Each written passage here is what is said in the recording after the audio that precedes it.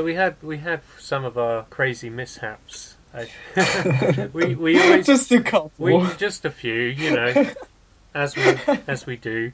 So as we're in the queue waiting to go into the venue, we get this crazy old Rasta guy outside, and Yeah, he starts like complaining to all the security that there isn't any reggae music going on in here. And so yeah. as we went past, he sort of seemed a bit not all there, I don't think. And he starts singing all these reggae songs, and I thought, I'll cheer him up a bit, I think. And it was me. I started him off though.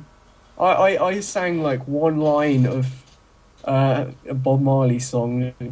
I sang Buffalo Soldier. Then he went off on one, and then you started him off. yeah, I made the mistake of yelling out as we were walking, "Excuse me while I light my spliff," and then he just recites the whole song back to me, and thinking that would sort of, help him along and restore his faith in the younger generation. He starts hitting the security, and this guy tries to hand him a flyer to download, and he just slaps out of his hand like, "No, there be no reggae music here." What you be giving that to me, man? And he was never seen again, sadly. Yeah, we would have loved to have watched the events unfold, but unfortunately that was just as we were going through the front door. So we shall never know what happened. We'll never know. He could have, caused a rampage. And You never know, they may have, gone off and blazed up together and become him and all the firm security. friends. Well, it's the only way to calm him down. So we get into the venue, and we're all sort of standing around. There's a bar. While we're there, we spot quite an unusual concert goer who appears to be an old hobo. Yeah, this is kind of a bit strange. Like, imagine like a typical hobo in a big coat with a big white beard and carrying some shopping bags. And he was just standing there at the top of the stairs. It did seem like he'd wandered in from just How did he get in there? I don't know. How? But we, because of his beardliness and because of Adam's beardliness, we have decided that this is Adam from the future. He has stumbled back to relive his favourite past moments. I severely hope not. I mean, he had the beard, yes, but I mean, if that's the best I can do with my life, this is my chance to change my future. I mean, how do you explain the DeLorean parked outside then? Well, how do you know it was me, Kyle? How do you know it was me? Well, how do you explain the almanac he tried to hand you? Yes, but you sure he wasn't so senile that he didn't know who he was talking to?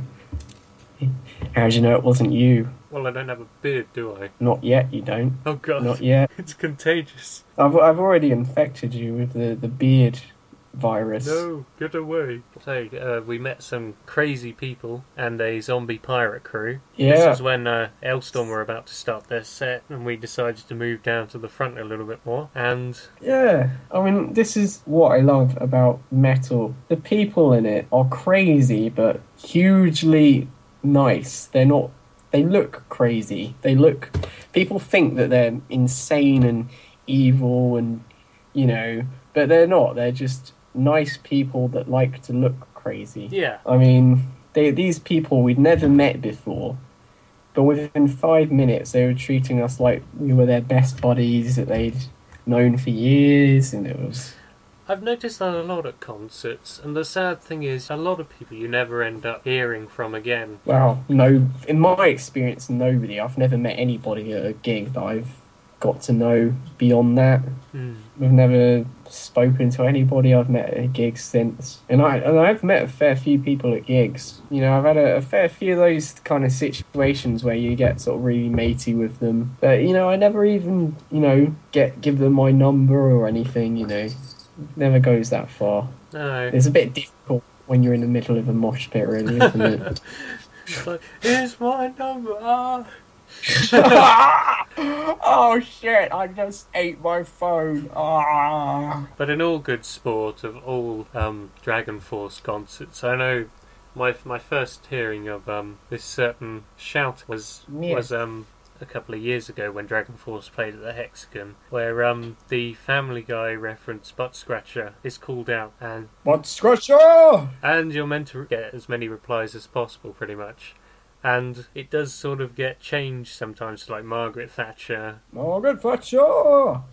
And this particular crazy guy decided that he was going to take Butt Scratcher a little bit further, and decided to shout it in an operatic voice. What? I don't remember that. Which guy was that? The sort of crazy guy that we were standing with. The one who gave me that bandana. But yeah. There's so many instances of craziness that it's all kind of meshed into one for me. Oh, yeah. That guy was just insanity personified. But, you know, the good kind of insanity, not the kind of let's lock them up in a padded cell kind of insanity. Yeah. So, yes, Alestorm played some of their finest songs. Indeed, and what was one of those particular songs that they played? Oh, they played Captain Morgan's Revenge, they played Shipwrecked, The Sunken Norwegian, Keelhauled. All very fine tunes, but I think you must know the one particular bit I'm referring to.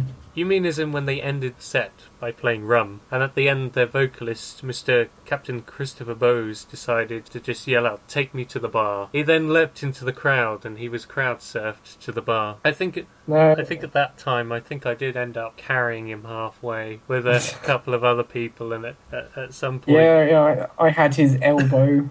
But yes, he was stood at the bar with his friends and ended up talking to him for a bit, and he's a very nice guy. You don't get very many musicians just kind of mingling with the crowd. You expect them to stay backstage and like be stood behind all their security and behind barriers, and like you can't go anywhere near them. But yeah, I know. I think that's probably why I didn't recognise them when I first saw them, because they were standing in the crowd, and I really didn't think that they would be there. So even though they looked as they do, I just didn't think it was them. But no, they were there. They were there.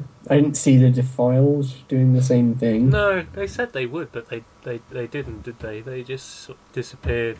I was very surprised by that, not going...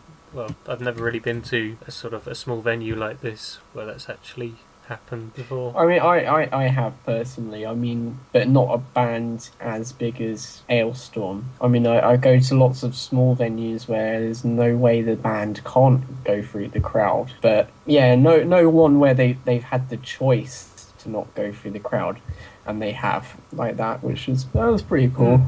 Yeah, it was. But yeah, I was referring to, you know, the link that we made prior to this topic. Yes, well, what is the relevance to that? Enlighten the listener. Oh, do you mean maybe? as in the photo? Well, there is the photo. I was referring to me too. Oh yes. It's actually on the album as well. You'll find that in one of Alestorm's songs, Buckfast Power Smash, there is actually a little tribute to the Chuckle Brothers. Which has become sort of a running theme as well in our podcast, I think. I don't understand how this happens to us. We keep bumping into these things that are relevant to us. It can't be coincidence, can it? I mean, I was looking... Actually, I bumped into... I mean, this is kind of ironic. I bumped into this article about the theory of how things are more noticeable to us when we start thinking about them. So all these things are out there in the world, and it appears that there's more of it about when we start thinking about a particular subject, but in reality it's just us noticing it a bit more, which makes sense, really. But it does genuinely feel like these things are coming our way. But I mean, the one with the judge has to be that you can't write that off as just coincidence, I'm afraid. How did he find us? I don't understand that. That is quite unusual because, you know, at the time we had about 3 views. I mean, we're not the most viewed people on YouTube. Really? I thought we were right up there with the big leagues. What are you telling me, Kyle? I've been living a lie. Tell that to our, 30 fans? But we do love our 30 fans. Yes, I know. We love you all. Yes, maybe we will meet the judge again someday, or perhaps maybe we could do an interview with him at some point for one of our podcasts. That'd be brilliant. I think the judge has become the first of our family, the Cheesily Powerful family. One of the great guardians of the universe. I actually did a little bit of research into how much that costume would have cost, and it was in the thousands. A couple of thousands, I would have. I think it was probably something like 10,000 at least for the full thing. Because I looked into just the helmet, and the helmet alone was a couple of £100. Yeah, I mean, there was one website I saw that did a deal where you got the whole bundle together for a discount, but it was still like thousands. It was, and that badge alone, actually, I think the badge is one of the more expensive items because it's so iconic to Judge Dredd. Yeah. They officially licensed them so that there's only a limited number that got produced. I don't think they still make them anymore. And I mean, to think that Judge Burtis himself has his own personalised badge is even more amazing. I know, I don't know where he got that from, because the guy that I found that was doing them said that he was considering doing that but never did. I've taken to buying some of the Judge Dredd complete case files, and I've been reading through these big, thick volumes right from the beginning. And from the start, he never actually had the big shoulder pads at all. They were never big. Really? They were never big and chunky at all. The eagle, the eagle was still on the shoulder, but it was never as big. Yeah. See, I like Judge Dredd, but I must confess I've never really got into reading the comics or anything. I like it as, you know, iconography, because I mean Judge Dredd is probably the UK's best comic export. I mean, 2000 AD, I mean, I'm amazed that the UK still has its own flagship comic going. Oh yeah. I mean, it's not quite as big as Marvel or DC, but you know, I think I find it more cool because it's a bit more edgy than Marvel or DC. Marvel or DC have to go through a lot more hoops before they can make something edgy. In fact, they have to release it normally. Like DC has to release it through Vertigo, which is their more adult branch of comics. The regular branch of comics, you're not going to be selling something as edgy as Judge Dredd on normally. Yeah. So yes, well, I hope you've enjoyed our audio adventure. Yeah. Yeah, it's been alright. Not too bad. I hope not. I think I'd like you to sign off with your Gabe Newell voice. It's very reassuring. Does it sound very Gabe Newell? It does. I'm very impressed with your Gabe Newell voice. It does sound like it's Gabe. probably because I spent so much time on TF2 not actually playing online and just running around the map listening to all the commentary notes. It is actually relevant as well because it was his birthday the other day. Oh yes. So you know we'll have to the send same him a day My as Little your Pony. Winter Assault. I know. So What a coincidence. I'm so annoyed we didn't celebrate it. We should have sent him a pony. We should have got him a hat. A load of hats with ponies. And he always wants knives. I mean, he's got a knife collection. We should have got him a knife. Now We should have got him this is a hat that was a knife and a pony. A hat, knife, pony. I can see that working. And he could have used it to cut some cake. So would you like me to sign off with my Please. Gabe please, Newell? please Hi, do. this is Gabe Newell. You've been listening to the Cheesily Powerful podcast. Thanks for listening. Remember to like and subscribe the video. Thanks.